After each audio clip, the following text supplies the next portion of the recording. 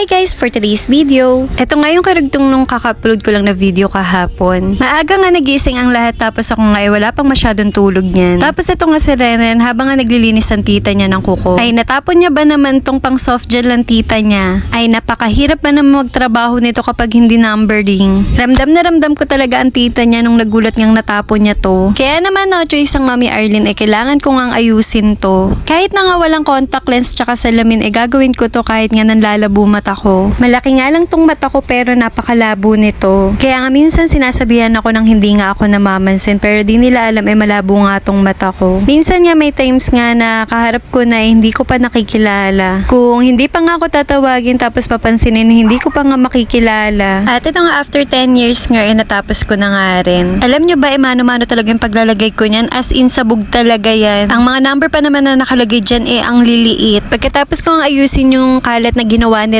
Renren nagluto na nga lang ako. Napagpasyahan ko na nga lang na ako na nga lang magluto. Dahil nga si Aliyah may ginagawa pa nga. Siya talaga yung dahilan kung bakit pinasok ko nga itong pag-nail tech. At syempre gusto ko rin matutunan lalo na ang laki-laki ng gastos kapag sa parlor nga. At syempre bukod dun may kita pa nga kahit nasa bahay ka lang. At ito nga mabalik nga tayo dito sa video. Kaldereta nga yung lulutuin ko dyan. Kaso itong kalderetang to walang carrots. Sabi ko nga dyan sa pinsan ko walang carrots nga patatas nga lang yung meron dito. Ang sabi niya walang kumakain daw sa kanila ng carrots kaya patatas nga lang daw. So ayun na nga baka kasi magtaka kayo sa kaldereta ko. Mga tao pala dito hindi pala kain ng gulay. Char.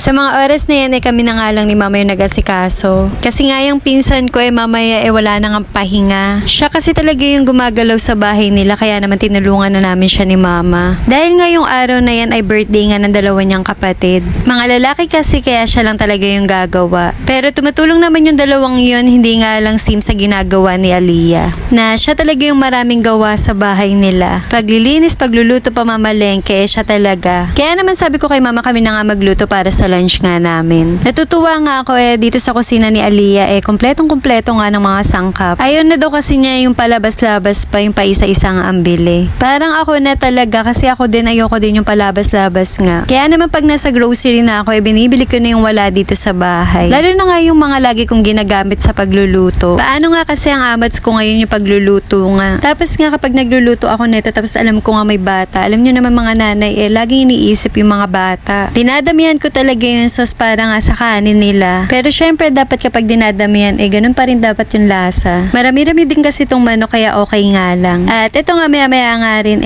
okay na nga itong niluluto ko. Mabuti na lang talaga gutom sila kaya naubos nga itong ulam. Pagkatapos nga namin kumain yung pinsan ko nga namalengke na nga sila. Tapos naligo na nga kami kasi nga ilalabas ko nga itong dalawang to. Pupuntahan nga lang namin yung tindahan ng Tito Dagul nila yung may birthday. Maaga nga sila naglabas ng paninda para nga maaga maubos. Dahil nga maya-maya magse-celebrate nga sila ng birthday nila. Wala din talaga pinapalagpas yung mga pinsan ko kahit na birthday pa.